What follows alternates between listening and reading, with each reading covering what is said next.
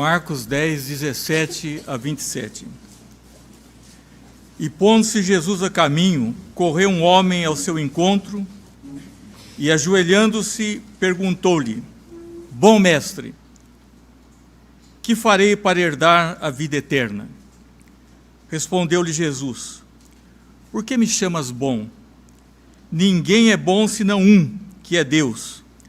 Sabes os mandamentos: não matarás, não adulterarás, não furtarás, não dirás falso testemunho, não defraudarás ninguém, honra teu pai e tua mãe.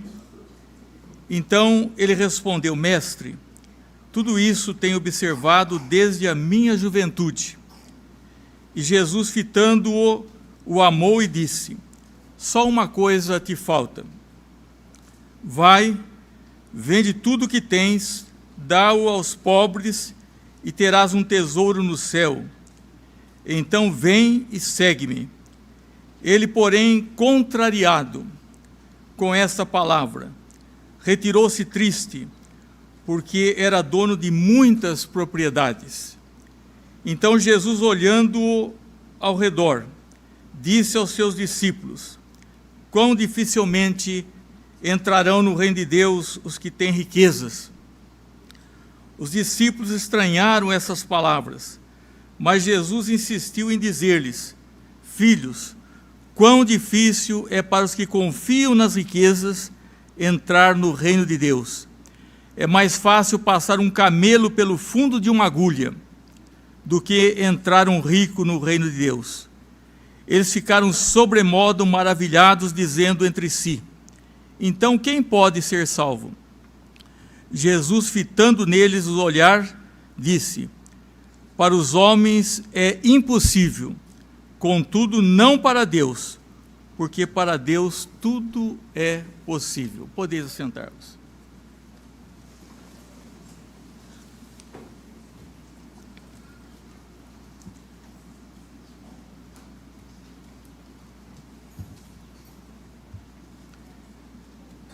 Meus irmãos, nós temos diante de nós um texto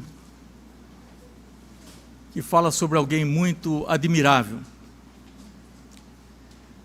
Muitas pessoas se acercaram de Jesus que tinham sérios problemas, principalmente de enfermidades.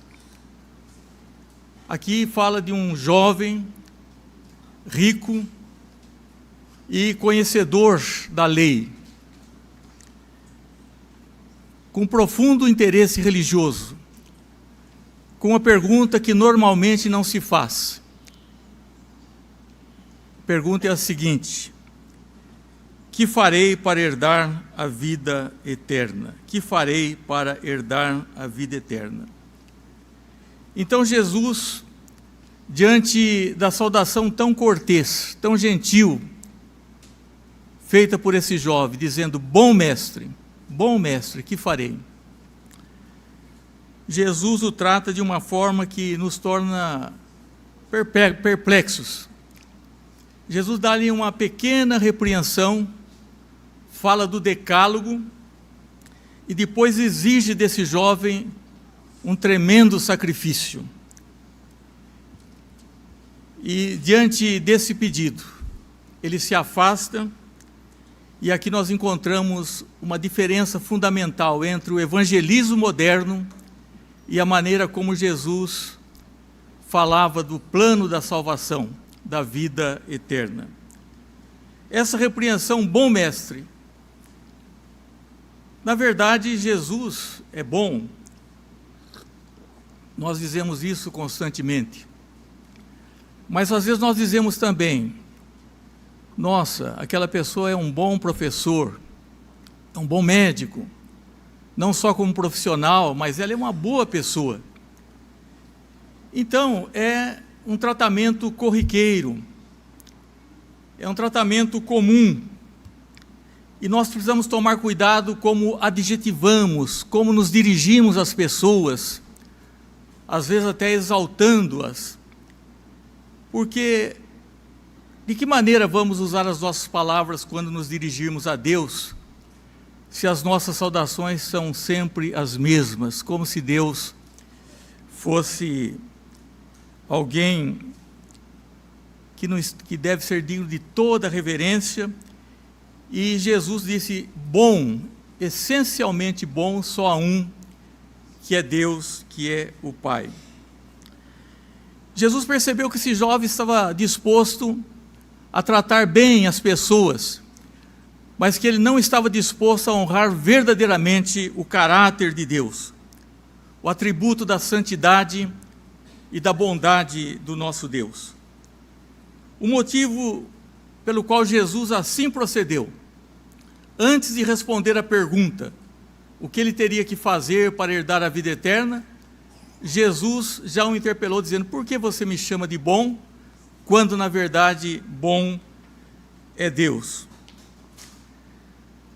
Meus irmãos, o evangelismo requer a pregação dos atributos de Deus. Quando Jesus encontra uma mulher samaritana com dúvidas sobre o local de adoração, Jesus disse: Deus é Espírito, Deus é Espírito. Paulo, no Areópago, ele disse a respeito de Deus: nele nos movemos e existimos. Ele é o Criador, ele é o sustentador da vida. Disse que Deus é poderoso, ressuscitou a Jesus. Então, no evangelismo, o primeiro passo é nós falarmos realmente da grandeza de Deus, de quem é Deus. E o segundo, que Deus está ofendido com o pecado e Ele não passará por cima dos nossos pecados, e que a nossa única esperança de salvação é pela graça e pelo poder de Deus, e que o Evangelho nos manda que nós peçamos perdão, que nós busquemos a misericórdia de Deus. O falso evangelismo, ele pretende deixar de lado a glória de Deus. É um perigo quando nós falamos para o homem ímpio: Deus te ama e Ele tem um plano maravilhoso para a sua vida. Não é isso que nós temos escutado? Na verdade, Deus é um Deus que está irado contra o pecado. E o pecador tem que pedir perdão a Ele pela ofensa. O pecador precisa saber, na verdade, quem é Deus, aquele que é capaz de salvá-lo, aquele a quem ele está ofendendo. Paulo disse: quem és tu, Senhor? Quem és tu, Senhor? Então, é muito perigoso nós estarmos dizendo para as pessoas: Jesus te ama. O amor redentor de Jesus encontra-se na pessoa de Cristo. E quem está separado de Cristo, o pecador se acha separado de Cristo. Nós temos de falar sobre Deus. Como, porém, invocarão aquele de quem não creram? E como crerão naquele de que nada ouviram? Paulo, ele não era um pastor local, ele era um missionário. E quando falou aos crentes de Éfeso, ele disse: eu estou limpo do sangue de todos vocês, porque eu não deixei de falar-vos, anunciar todo o desígnio de Deus. Eu não deixei de anunciar-vos todo o desígnio de Deus. Nós encontramos aqui Jesus primeiro tratando com esse jovem, falando agora sim sobre os mandamentos, sobre o decálogo. Você sabe os mandamentos. E é impressionante. Disse: não matarás. Esse jovem não era homicida. Não adulterarás. Ele não se considerava adulto. Não furtarás. O seu grande patrimônio era um jovem rico. Com certeza era adquirido honestamente. E assim por diante. E então ele respondeu: mestre, tudo isso tenho observado desde a minha juventude. Aqui Jesus fala sobre os 5 mandamentos que estão na segunda tábua. É claro que não estão na mesma ordem, mas ele está falando sobre esses 5 mandamentos em relação ao nosso próximo. E é essencial que na evangelização nós apresentemos às pessoas a lei de Deus. A ausência da lei de Deus nas pregações é que tem feito as concessões mundanas, que tem provocado entretenimento apenas e emocionalismo, e movimentos que não se fala de onde não há arrependimento e onde não há mudança de vida. Esse jovem ficou perplexo quando Jesus falou a ele: falta-te uma coisa. E ele deve ter pensado: então falta pouco, uma coisa apenas. Ele não conhecia quem ele tinha ofendido. Ele pensava ser justo. E como é difícil trabalhar com pessoas cheias de legalismo, que se acham justas, que se implicam com tantas coisas. Mas esse jovem, exteriormente, ele era uma pessoa admirável. E tão admirável que Jesus olhou para ele e o amou, porque externamente ele era inatacável, assim como tinha sido também o apóstolo São Paulo. Com certeza seria membro de quaisquer das nossas igrejas, porque nós olharíamos para ele como um exemplo e como alguém inatacável. Quando nós temos que pregar a lei, é porque Jesus não veio pregar a lei, porque Jesus não veio chamar justos. E a lei serve para que nós, é como um espelho, para que nós olhemos e vejamos a nossa verdadeira condição. Quem realmente somos. Então Jesus começa primeiro a falar do atributo. Quem é Deus? Ele é bom, essencialmente bom. E quando ele fala para o jovem a lei, então nós começamos a nos enxergar. Quando a samaritana, Jesus encontra com a samaritana, ela precisava sentir o peso na sua consciência que estava quebrando o 7º mandamento. E se não fosse assim, se Jesus não a tivesse confrontado, ela não teria se convertido. O que o pecador precisa é pedir misericórdia.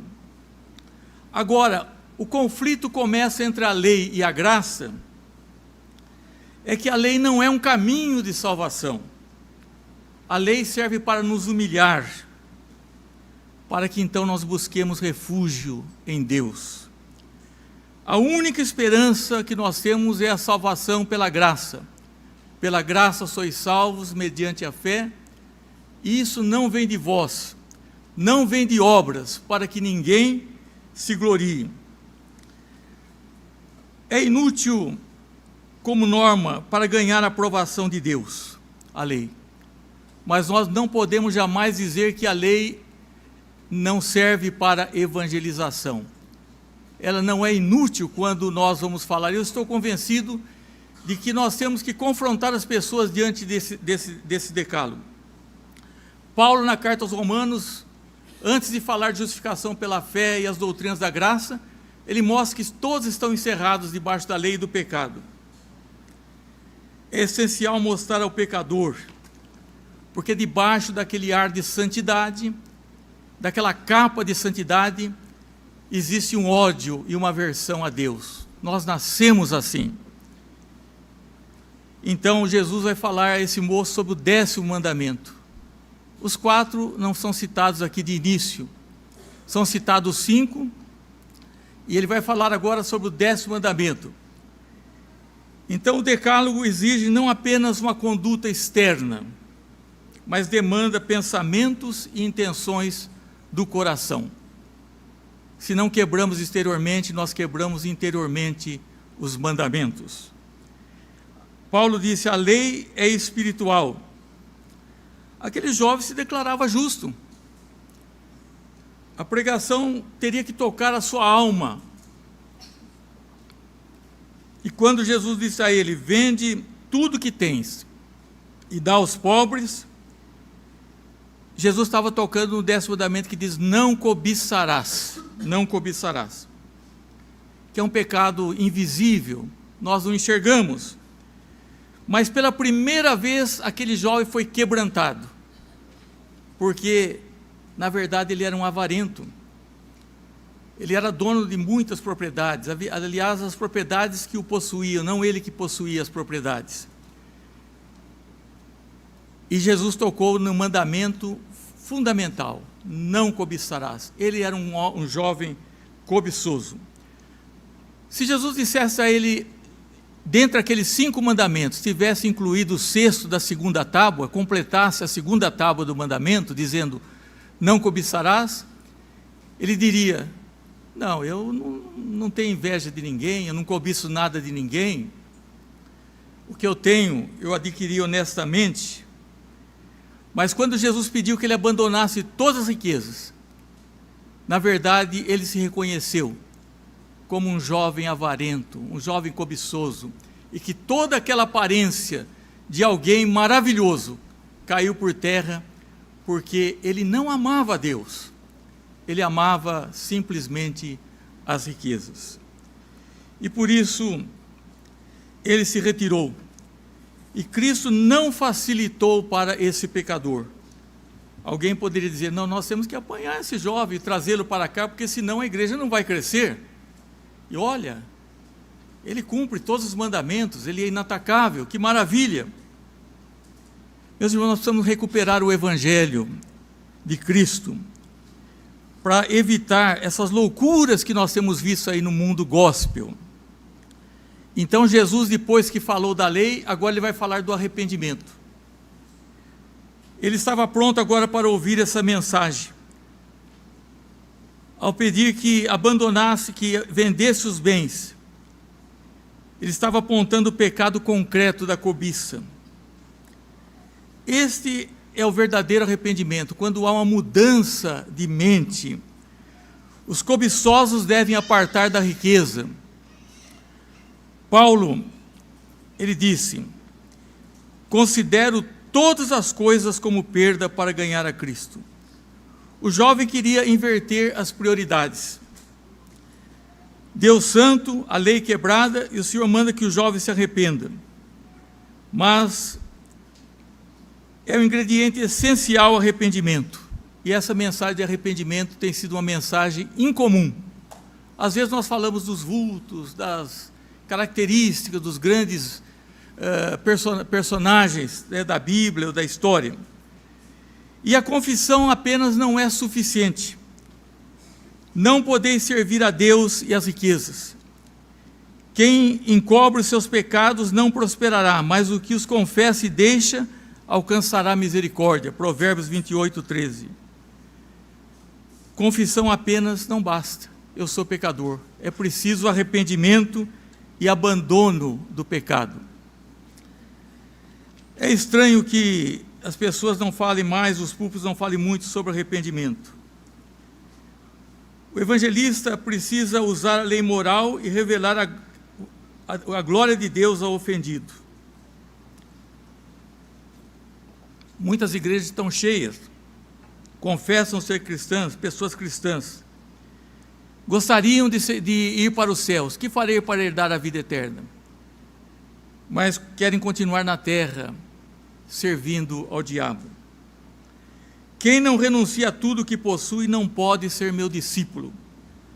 A triste realidade desse evangelho que está sendo pregado. É necessário arrepender. Jesus disse, arrependei-vos e crede no evangelho. Essas duas palavras são importantes. Às vezes nos manda arrepender, às vezes nos manda crer, e às vezes nos manda as duas coisas, arrepender e crer. Onde há verdadeiro arrependimento, há fé. Onde há fé verdadeira, há arrependimento. Porque arrependimento e fé são irmãs siamesas. Onde está um, está outro. Quando a pessoa confessa, simplesmente, mas não arrependida, e não muda, a casa fica vazia, adornada. Então ela está sujeita a uma situação muito pior, ela se torna vulnerável às forças malignas. Então Jesus diz ao discípulo para segui-lo, uma porta estreita, uma estrada estreita, e é preciso saber que Jesus não será salvador de nenhum homem que não o chame também Senhor. Nós cremos com o coração e com a nossa boca confessamos que Jesus é Senhor. Ah, Jesus é meu Salvador, mas Ele tem que ser também o Senhor da sua vida. Se Jesus dissesse àquele jovem admirável, aprovasse aquele jovem. Então, ele iria contente, ele iria muito feliz, foi porque eu vou ter a vida eterna e posso ter a vida que eu estou levando com as riquezas, não por causa das riquezas em si, mas porque a riqueza era fatal na vida daquele jovem, era a sua paixão, era a razão da sua vida. Ele era uma pessoa avarenta. Se Jesus não aprovasse o jovem, ele não poderia ter dito: o que me ama guarda os meus mandamentos. Tiago não poderia ter dito que a fé sem obras é morta. Mas alguém diria: será que o pastor está falando da lei? Não, meus irmãos. O que a pessoa às vezes não vê é que a lei não serve, a lei só serve para condenar. A lei não serve para... Há pessoas que se gloriam na lei. A lei só serve para condenar. Mas é a lei, através da lei, que nós vemos que nós somos salvos pela graça e que nós não poderemos permanecer no pecado. Então, essa causou muita perplexidade nas pessoas quando Jesus pregou a esse jovem a necessidade de arrependimento, porque era a última coisa que ele pensava. Talvez eu não preciso de arrepender-me. Outro vai dizer: bom, eu tenho só um deslize, né? Isso não é pecado, né? Nós estamos falando das obras da lei, porque muitos foram evangelizados, foram enganados, e eles trazem desonra para a igreja, traz vergonha para o evangelho, porque eles querem herdar a vida eterna. Aquele moço era profundamente egoísta. Por quê? Porque talvez estivesse com medo da morte, talvez do juízo, então, e tinha uma vida muito boa aqui. Ele falou: bom, eu quero ter uma vida boa aqui, mas eu quero enfrentar, eu tenho medo da morte e do juízo. Há muitas pessoas que pensam assim também. Às vezes, quando vão no velório, elas ficam mais sensíveis, né? Mas elas não se arrependem, elas não olham para a lei de Deus, não há nada de desacordo entre a lei e o amor. Elas não se arrependem, elas não exercem fé no sacrifício de Jesus. Então esse jovem chegou correndo, se ajoelhou, fez uma saudação muito cortês, mas na hora de ir embora ele foi triste, foi completamente triste.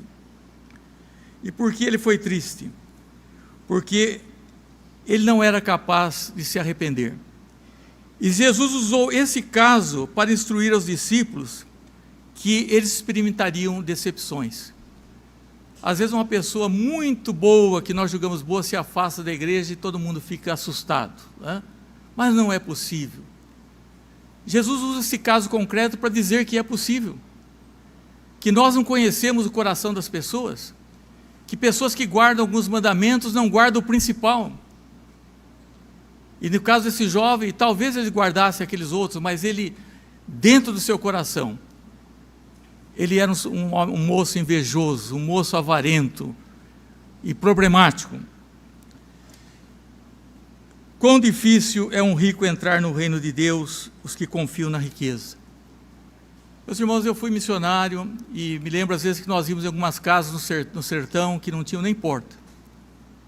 E eu pensava na situação daquelas pessoas. Porque há pessoas que confiam nas riquezas. Eles dizem: eu tenho uma boa reserva, eu tenho aplicações, eu tenho um plano de saúde muito bom, eu tenho imóveis. Mas é difícil uma pessoa assim confiar em Deus.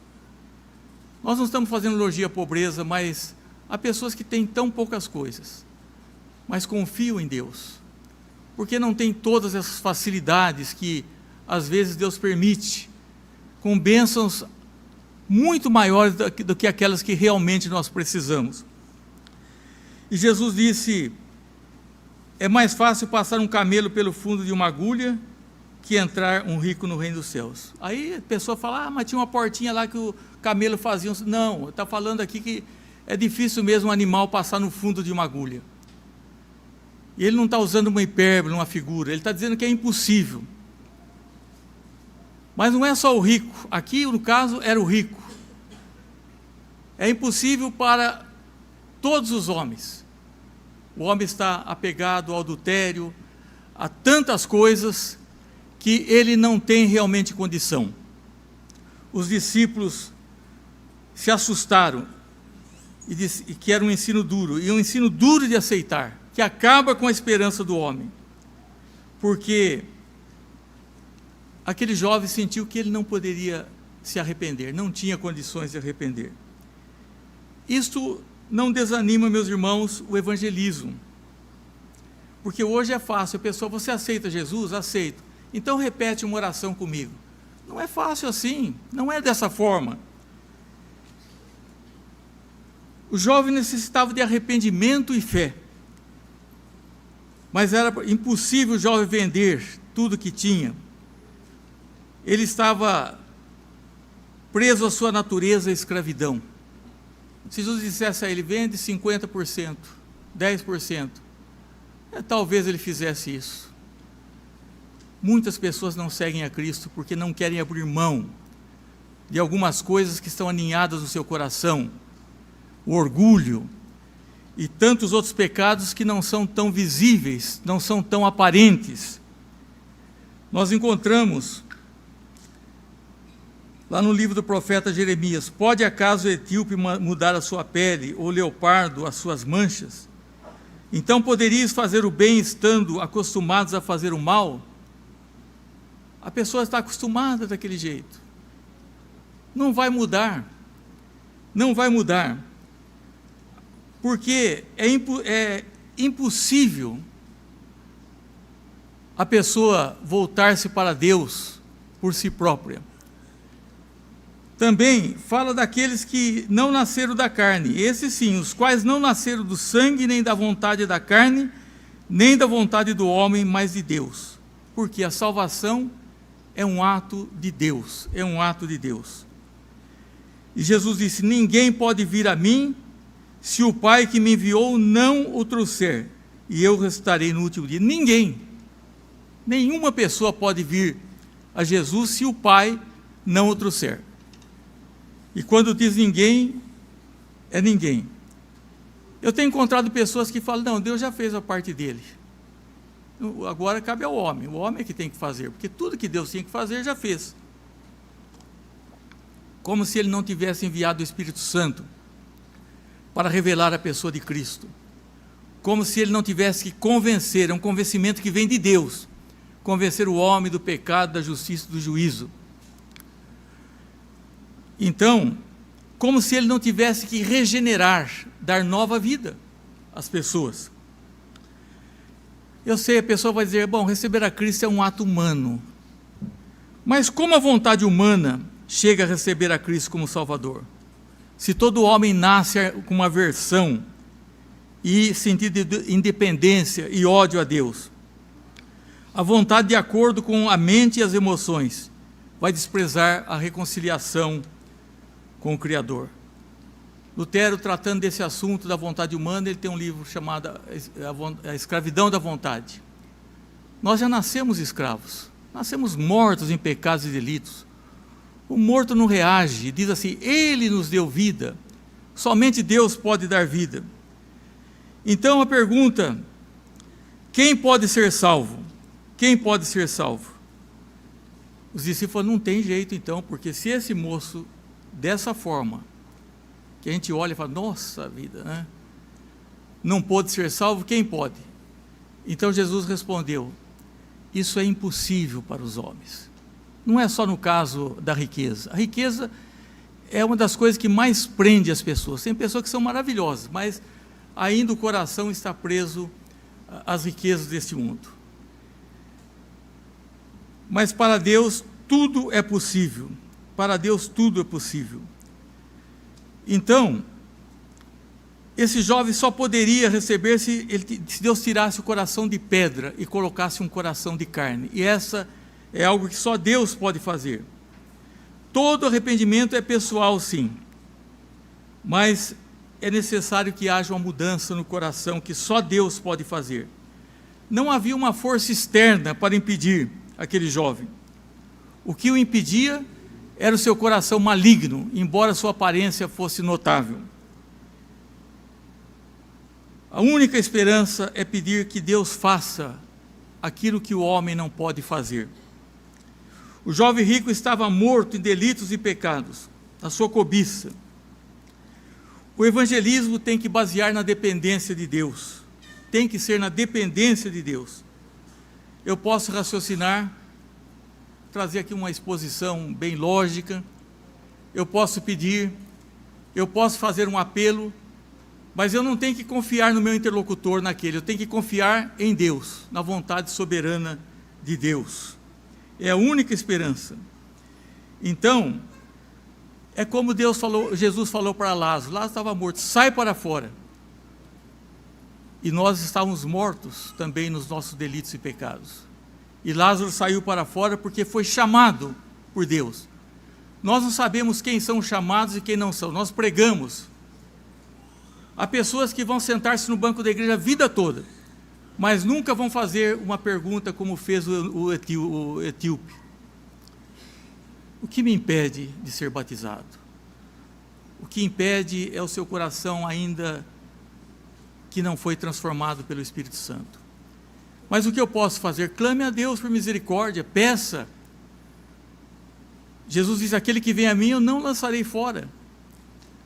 Mas aquele jovem não queria. Jesus não o desprezou. Ele queria continuar vivendo a vida com seus amores pelas riquezas e ao mesmo tempo gozar da bem-aventurança eterna. A Bíblia diz que o servo de Deus, ora, é necessário que o servo do Senhor não viva a contender, e sim a ser brando para com todos, apto para instruir, paciente, disciplinando com mansidão os que se opõem, na expectativa que Deus lhe conceda não só arrependimento para conhecerem plenamente a verdade. A expectativa de que Deus conceda o arrependimento. Nós temos que orar por aqueles que ainda não têm esse interesse. Esse jovem gostava de falar de religião, mas não queria mudar de vida. Uns nem gostam de falar de religião, estão completamente mortos. Mas é preciso que haja essa mudança. Somos chamados a pregar para ossos secos. Lá na visão de Ezequiel 37, Deus levou o espírito de Ezequiel para um vale e ele viu aqueles ossos que estavam completamente secos e perguntou, filho do homem, você crê que esses ossos podem reviver? Tu sabes, Senhor. Ele então profetiza. E nós sabemos no final que aqueles ossos se juntaram na visão e se formaram um grande exército. O homem sem Deus, ele é um vale, ele é um osso seco que precisa de revitalização. Eu quero, meus irmãos, dizer aqui que essa experiência não é tão incomum como nós temos visto. Eu fui chamado uma vez para orar por um jovem que ele estava com dores físicas e dores na alma, uma crise existencial. Maravilhoso aquele jovem. E nós conversamos, e eu acho que ele estava com dores, e ele falou, pastor, então vamos orar. Ele que talvez quisesse, quem sabe num passe mágico, sair da sua dor. Eu falei, posso fazer uma pergunta antes? Ele falou, pode. Você quer aceitar Jesus como seu Salvador e Senhor da sua vida? Ele falou, não. E eu levei um susto muito grande. Ele falou, não quero. Mas ao mesmo tempo eu vi que aquele jovem era muito sincero. Eu falei, eu posso saber talvez o motivo? Ele falou, sim. Porque se eu aceitar Jesus como Senhor, meu Salvador e Senhor, eu tenho que mudar de vida. E eu não quero mudar de vida. Mas ele queria oração. Ele queria a bênção de Deus para a sua dor física, para o seu problema, a sua angústia na alma. E é isso que nós encontramos nesse jovem. Ali, Jesus citou de propósito os 5 mandamentos. Mas Jesus deixou o 10º mandamento para o final. Porque ele nunca esperava. Aqueles 5, ele até se arriscou a dizer, bom, eu tenho feito isso. De fato, exteriormente, eu creio que ele não era um adúltero, que ele não era um ladrão, que ele cuidava dos pais, que muita gente pensa que crente é só isso. Mas Jesus falou, não, falta uma coisa, e essa coisa é que iria derrubar tudo. Talvez a inveja estava ali, a cobiça com certeza. E se nós não renunciarmos a tudo, Porque nós somos salvos pela fé, mas não pela fé só.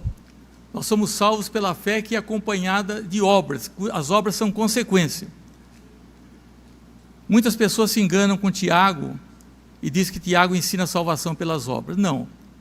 Quando Tiago fala da justificação ali, ele está referindo ao capítulo 15 de Gênesis, ele está referindo ao capítulo 22 de Gênesis, do sacrifício de Abraão.